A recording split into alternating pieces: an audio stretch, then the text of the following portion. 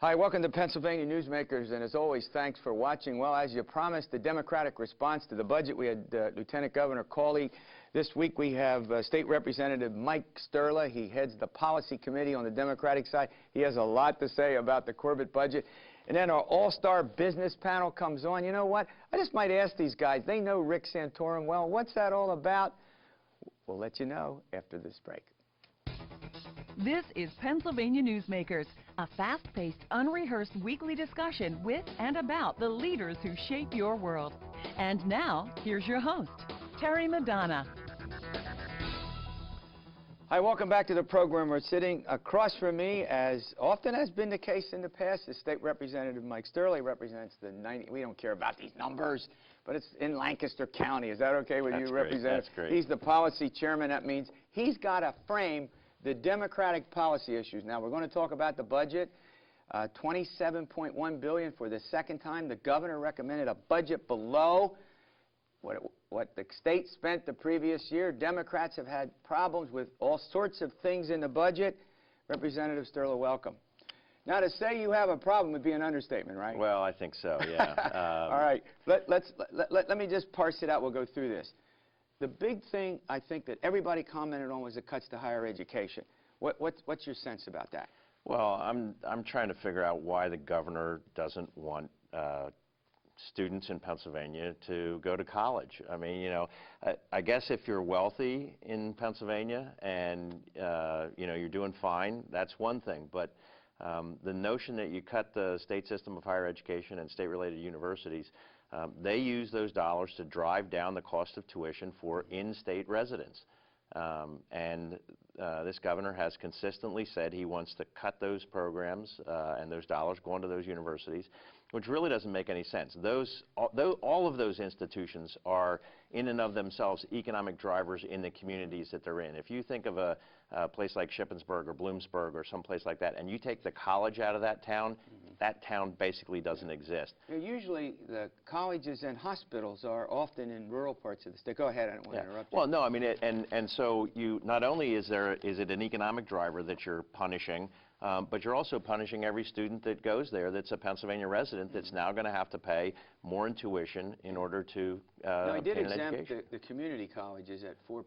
I mean, my sense, and you correct me, is that, you know, that vocational education, they do want to increase some money for fee, I guess, for certificate programs for occupational engineering. You're okay with that part of it? Go ahead. That's great. Let's get an education for every citizen of Pennsylvania and get them the highest level of education they can attain.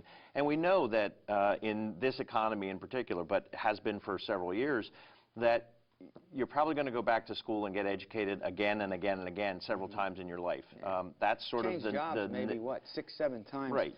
Right. That's the nature of the way we operate these days. So I understand that and pushing that in particular for community colleges, but that doesn't mean that you just defund the rest of public education. I mean, I want to move on, and let's move on. We're going to hear from all different sorts of people, you know, the business community, and we're going to have the president of PSEA. You know, in this program we get all points of view. All right, let's go to basic ed, you know, elementary and secondary schools in our state. I looked at this budget. There's some cuts here. There's some winners, you know, losers, winners, losers. Overall, it looks like it's flat. Now, would you agree with that, or do you think it's more cuts? Go ahead. There's more cuts. Make your case. The governor said in his budget address that there was this urban myth that he had cut education. The reality is there's $1 billion less being spent on basic education than there was the day he took office. And that, there's no refuting. There was not a single school district that got an increase in funding last year. That's called a cut. And the really bad part, I believe, about the cuts were the way they were made.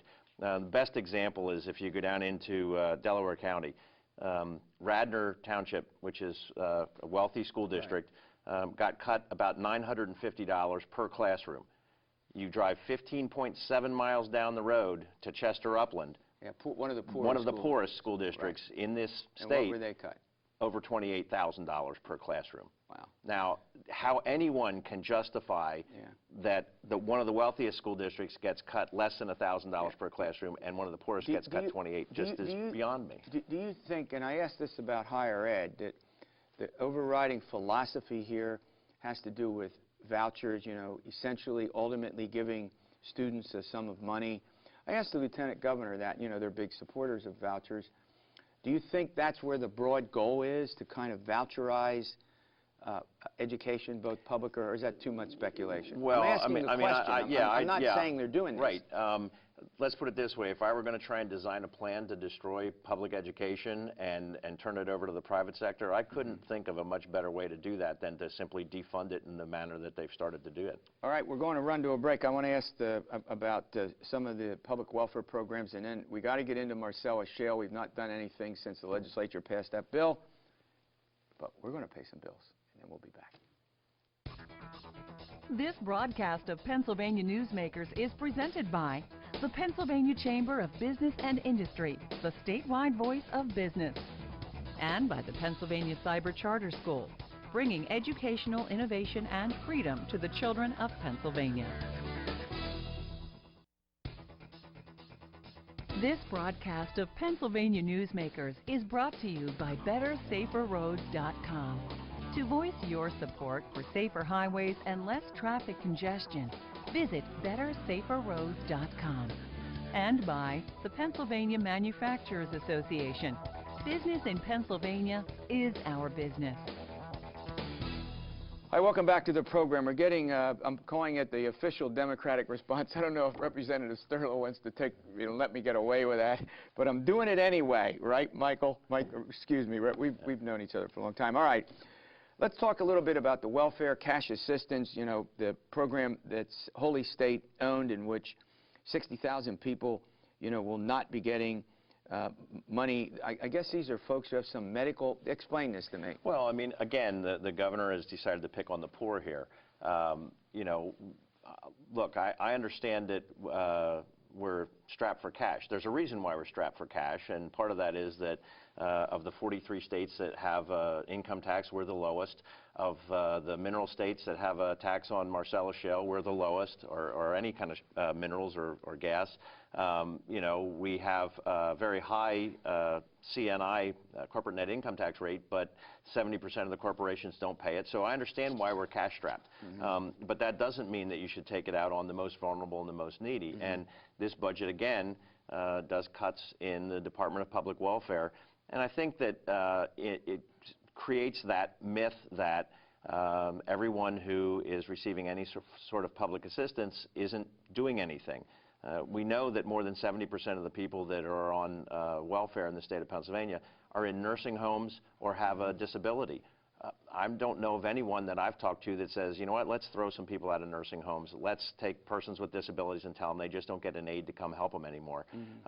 And what we're seeing is those types of programs being cut, and anyone, I mean, it's with the food stamp program, with the cash assistance program, mostly this is affecting children. There have been children taken off of medical assistance. We see families that are hurting as a result of these cuts, and it's just not an appropriate way to be treating people. Before we go into Marcellus Shale for the remaining time, is there any other aspect of the budget you want to weigh in on? Well, what I've done here is ask you the questions that I asked the Lieutenant Governor to get both sides. Sure. Go ahead.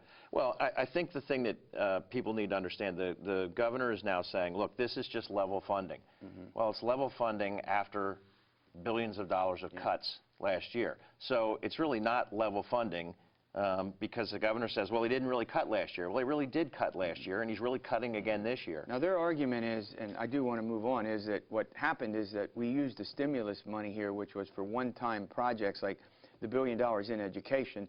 So what, in a sense, they're doing is they're actually increasing the state share, but people were told, don't spend the money on ongoing things, once and done. So, I mean, that's the response that I got from that. Well, yeah, that's the response, but they did a budget maneuver where they took money that the state had allocated in a prior year, used it for something else, put stimulus money back into the prior year so that it looked like they were actually increasing dollars. I mean, it's a lot of budgetary gimmicks here that are happening. All right, Marcellus Shale, you voted against it when it was passed. You know, finally, the House and the Senate got together. They set a framework.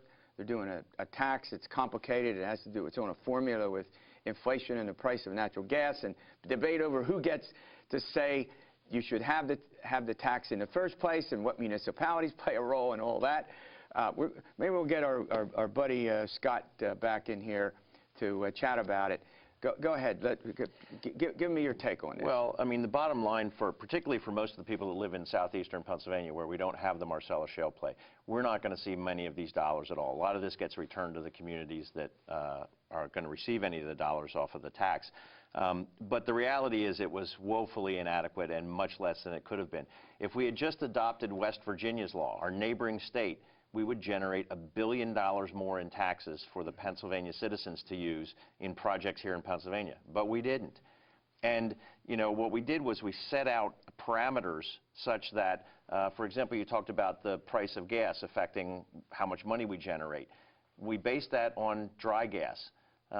Dry gas is selling for about $2.50 a 1,000 cubic feet. Wet gas is much more expensive. So when you're getting wet gas, what comes out of the Marcellus Shale? Well, there's wet and dry gas. In the northeastern part of the state, there's dry gas, which you can basically take out of the well, put in a pipeline, and use it at your house for cooking. The wet gas needs to be refined. Now, it's the byproducts of that are worth a lot right now. But we're not getting fees based on that. Yeah, the Scott I mentioned earlier was Scott Detrow. He's the state impact guy. Maybe we'll get him on. I had a conversation with him. He did say there are some legitimate concerns that the business community does have about some of the regulations, and he's an independent guy, you know. All right, listen, I want to thank you. Maybe what I'd like to do is get your counterpart from York, Stan Saylor. Maybe we'll get you two guys on. You can thrash this stuff out. We'll do a little point counterpoint. All right, coming up, we're going to get the response from the business community. Somehow I think they're going to have a different take on this. All sides of every issue on Pennsylvania Newsmakers. This broadcast of Pennsylvania Newsmakers is brought to you by Pennsylvania Credit Union Association. Pennsylvania Credit Unions, where people are worth more than money. To find a credit union that is right for you, check out ibelong.org. And by the Energy Association of Pennsylvania, Pennsylvania's energy information source.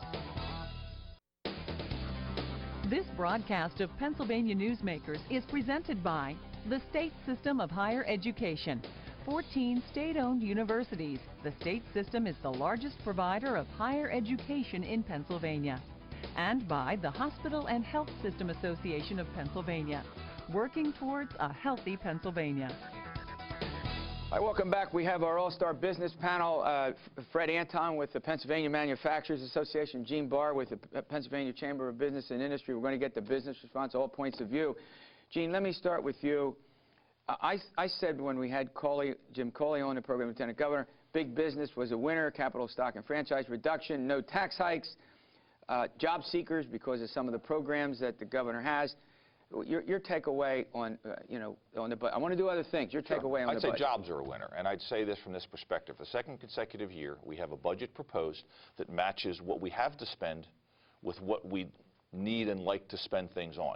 And yeah, there are a lot of folks out there who say, gee, we shouldn't cut, we got to spend here. So the question I'd say is, where's the money going to come from? Do you want to raise the personal income tax? We now have a corporate net income tax rate that, with Japan dropping their rate, when you combine our rate and the U.S. rate, we are the highest corporate tax rate in the world.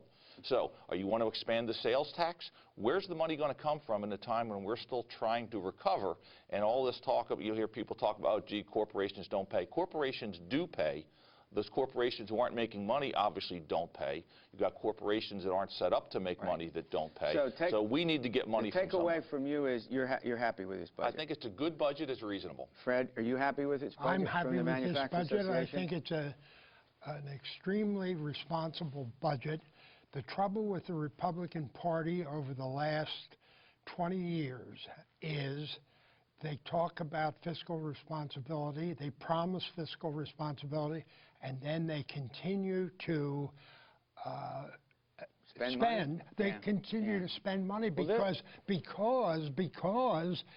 cutting or holding the line is extremely painful. It hurts. Yeah. And the board members of the state-related universities are all going to be on the phone saying, put the money back in. They're going to all be on the phone. They're not going to accept it. And you know, both of you, that the legislature reduced the cuts at the Correct. You know, 18% for state-owned, 19% for state-related. You know, in last year's budget.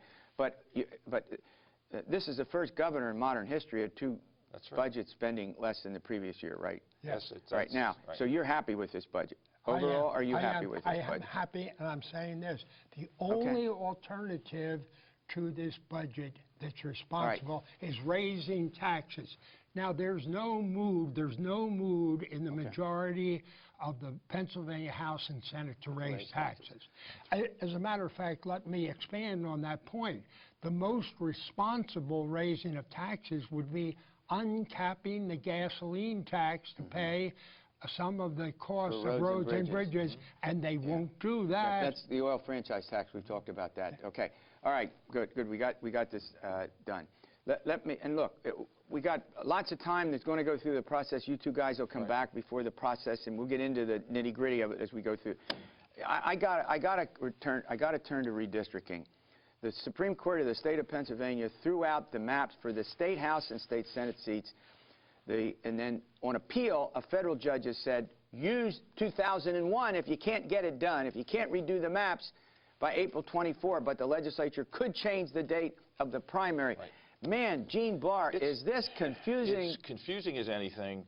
Trying to move the primary around in a year when Pennsylvania's primary could really mean something for a whole lot of reasons. Now, give me one that I know. One of them is we have a guy who used to be U.S. Senator who's now doing pretty well in the polls. The other one is we have got to be sending out these absentee ballots for military here in the next couple of weeks.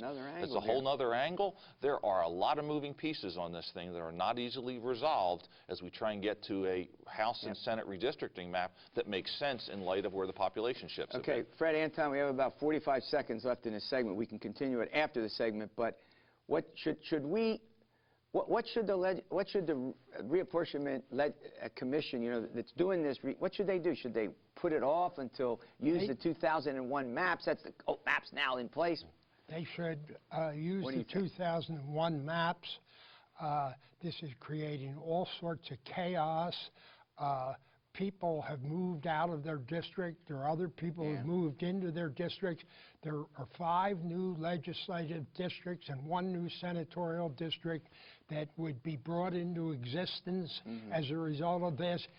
There's just too little time and too much confusion. So we gotta and $24 million, it will cost $24 million to have 2 separate primaries. They can't have 2 separate primaries. All right, we're going to run to a break. I may come back to this, but both of these guys know a guy named Rick Santorum pretty well over the years, and we'll get their opinion about his phenomenal surge as we come back.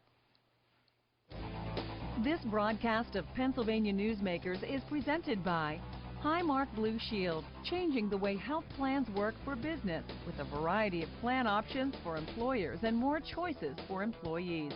Information is available at highmark.com. Have a greater hand in your company's health. And by the Pennsylvania Healthcare Association, the future of long-term care. Hi, welcome back to the program. Well, we're with Gene Barr and Fred Anton, our all-star panel, business panel. All right, guys, look. Both of you know Rick Santorum. We're going to do a political science professors. They're going to come on next week and chat about this surge. Personally, what do you think about this? I mean, you know this guy. Well, it would certainly be one of the more remarkable resurrections in Pennsylvania, or almost U.S. history. Here you have a guy who was beaten pretty badly in his last re-election campaign for U.S. Senate, who is now doing pretty well, surging. Is it sustainable? Who knows? I mean, you know, we're going to see. There's a lot of interesting primaries coming up. We'll see how that fares. Fred, you know Rick Santorum well. I was Rick Santorum's finance chairman, statewide finance chairman in 1994, when no one expected him to beat Harris Walford. Right. And Rick is a brilliant guy. Rick is a very good debater, very articulate on the issue. He's done well in these debates. Everybody, even critics say yes to that. The real weakness of Rick Santorum has been in a state like Pennsylvania too far to the right on social issues, too against the liberal trends of the day, modern feminism, gay Particularly down in the marriage. southeast, where even the Republican voters tend to be more culturally liberal, right? But yes, but in the core of the Republican Party, which has been the voter base in all of these states, Right. Mitt Romney, who is, I consider, a liberal Republican, will never get more than 30% of the vote, and Well, that's 65 obviously to the problem, yes. 70% of the vote will go to the conservative candidate. So, And in a word, do you think Santorum actually can win the nomination? What's the Yes. answer to that? You do. All right. Now, I want to look. Business community. Yes. When he was when he was U.S. Senator, his relationship with the business community was pretty good. I know he was close to U.S. Steel, I think, and worked on bringing. What's your sense about when he was senator, what he did for Pennsylvania business? Well, you know, I think he was a good, reliable conservative business vote, pro-jobs, and we've had this discussion before about the way people approach it, the way different representatives, elected officials approach it, and you know, we have a different fundamental approach than, say, President Obama. I think he's a good person. You know, we have to end this demonization that we often get into. The reality is we just simply philosophically disagree on how you approach job creation. Right. Our view is it ought to come from the private sector. You've got other folks who say, you know, we need to throw state, federal dollars at this to create jobs. We don't think that's the way you sustain long term. Now, Rick Santorum, go ahead. Go ahead. The industry groups cluster in various areas. We often think of the technological clusters. Manufacturing, right. But we think of industry groups. Now, the big industry group in southeastern Pennsylvania is chemical and drug makers. Right. And Rick Santorum worked extremely well. He took a special interest in making sure that their interests were addressed in Congress. So he had a very, very good, special I've relation. not heard that point before. You agree with that? But he also, wasn't he big on, we got 45 seconds, on U.S., wasn't he real helpful to the steel industry? Yeah. Go ahead. Yeah, I believe so. And again, Fred's point is a good one. That's where, you know, the southeastern part of Pennsylvania has historically done very well in that. Some of the chemical stuff may slide, unfortunately, now with what's going on with some of the refineries there, but he's exactly right. The pharmaceutical, the biotech side has been strong. We're out And go that's ahead. with the hospitals. Hospitals are a big business in our area. Okay, thanks for the great update. We'll get you back, follow this budget. All right, thanks for watching this edition of Pennsylvania Newsmakers. We're going to do a Rick Santorum update in the next program with a couple of political scientists. We'll see you next week.